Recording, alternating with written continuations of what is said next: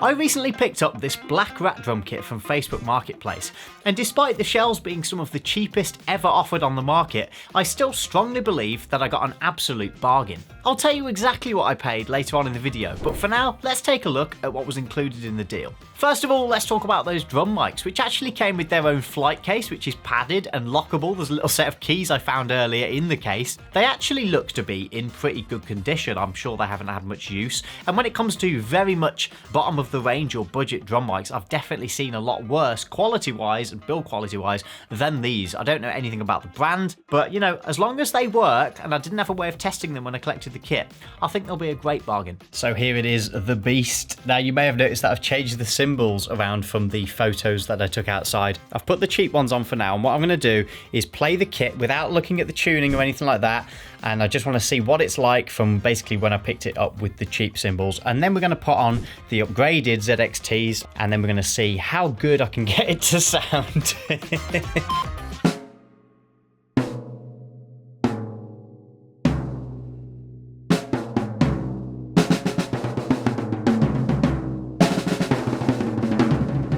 Now, I do have to apologise about the mic port that I've added. It started off quite well when I was cutting around something, but then as I got to the last bit, it sort of all went a bit wrong.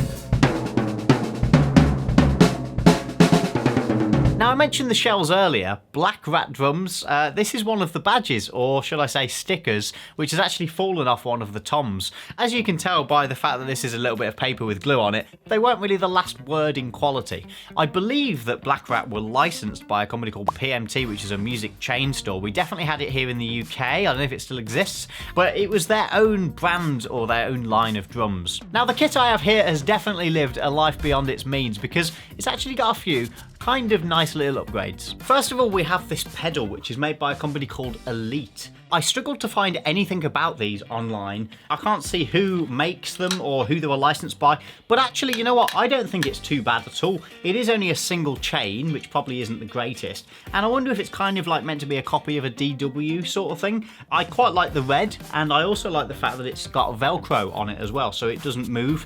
You can tell that the metal's pretty cheap, but you know what? Again, I've seen a lot worse, and I actually think it's going to be far, far better than what I imagine came with the kit originally. I've also used the original hi-hat clutch, and you may also notice that I'm using my own stool. The other one has been welded, God knows by who, and it's not particularly straight, and it doesn't look particularly safe.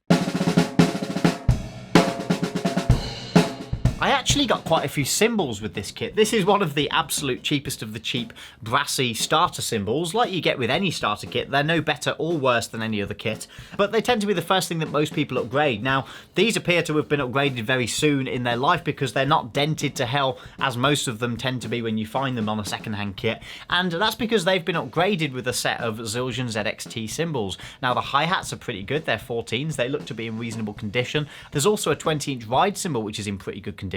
And then there's a crash cymbal, which is perhaps not in such good condition. It's actually inverted, and there's a huge piece that's been cut out of it. It actually looks like it's been repaired reasonably well. It's not got sharp edges on it and all that kind of stuff, but it is quite a large chunk that's been taken out. That said, it's still going to be far better than if they'd stuck to just using these brass ones.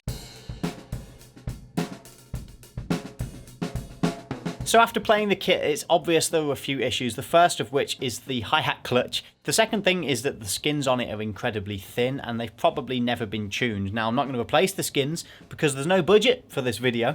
So instead, what I'm going to do is start by retuning the bottom skins. I'm going to try and get each lug box sounding nice and even, and then once the bottom skins are tuned, it will be much easier to sort out the top skins. I need to dampen the bass drum far more as well. Again, a very thin skin on the bass drum does not help at all. Now, working with this kit for this video has got me thinking a lot about those videos that you often see on YouTube, where people buy the cheapest music stuff they can find on Temu or a similar website, and they basically, you know, say, well, how bad is it? To be honest, I'm not really a fan of those videos. I mean, they can be very entertaining, but I don't get a lot out of them. I just can't help but see everything that people buy as just landfill rubbish, you know, that they're going to use for the video, and then it's just going to go in the bin, basically. And I kind of think that that's a shame. But my point with this video is that although some of it, yeah, it's pretty much tat, these cheap cymbals are rubbish, but they've already been purchased by somebody else. I'm just effectively recycling them. But actually, some of what I've got here is reasonably good quality, and some of it's very good quality. Those Roadpro stands that I've got with the kit are actually really premium Tama stands, and I'd be happy to gig with those and put them on any drum kit in the world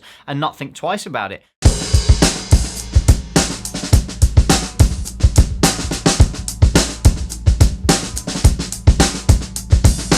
Also, that pedal that I've shown you is not bad quality, and the ZXT range, you know, they're not brilliant cymbals, but they're at least a couple of rungs up on the ladder. They're not entry-level cymbals, they're at least sort of half decent, and I just feel like I'm getting a lot more out of working with this kit than I would be working with a brand new piece of tat that's just been manufactured as cheap as possible. And I know that's the case with the Black Rat kit, that's pretty much what that is, but that's only a small portion of what I got with this entire deal.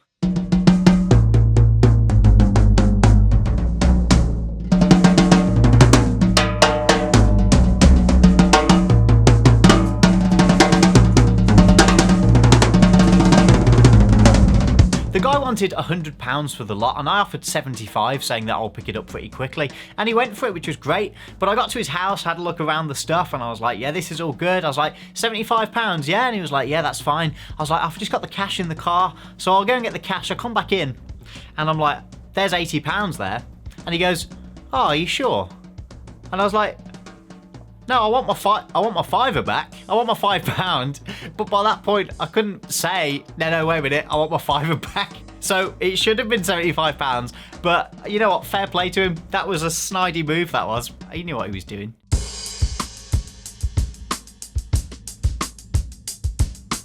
So what are my thoughts after recording the kit? Well, obviously I've recorded it twice, once before messing with it and once after. I'm going to say messing with it, I mean tuning it and trying to make it sound half decent. The biggest problem, I would say, with the kit is, well, it's the kit, it's the shells themselves. They're the cheapest bit, really. I don't know how good these mics are if I were to put them on a decent kit, but I assume that they're probably okay. They at least function as they should, and I was chuffed to see that that spare battery that was in the case still worked, which is brilliant news. But the kit itself, at least it would need some decent skins. I mean, skins, as we know, are probably 70-80% of the sound anyway, and leaving the stock skins on any kit, really, you are leaving a lot of good quality on the table. But what I'd probably do, to be honest, is I'd keep everything apart from the shells. I'd just put the shell pack on Marketplace for 20 quid, 30 quid. You're not going to get any more than that without hardware for a starter kit. Then what I'd do is just look for a half decent shell pack. So, you know, something like a used Pearl Export or Mapex M series or anything like that. You know, something just with half decent wood, with half decent lug boxes. One of the issues I was finding was that the snare drum, although there's still quite a lot of slack in the skin, particularly on the top skin, I just couldn't tune the lug boxes any higher for fear of cracking the lug boxes.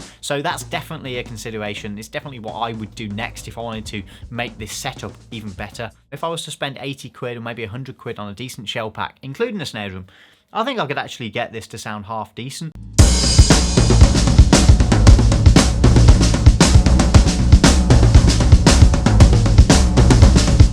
Thank you so much for watching the video. I really hope you've enjoyed it. Remember, you can become a channel member or you can buy tickets for any of my competitions that I've run here on the channel. And it'd be great to see you again in a fortnight. Remember to subscribe, leave a big thumbs up if you've enjoyed the video, and I'll see you again soon. Bye bye for now.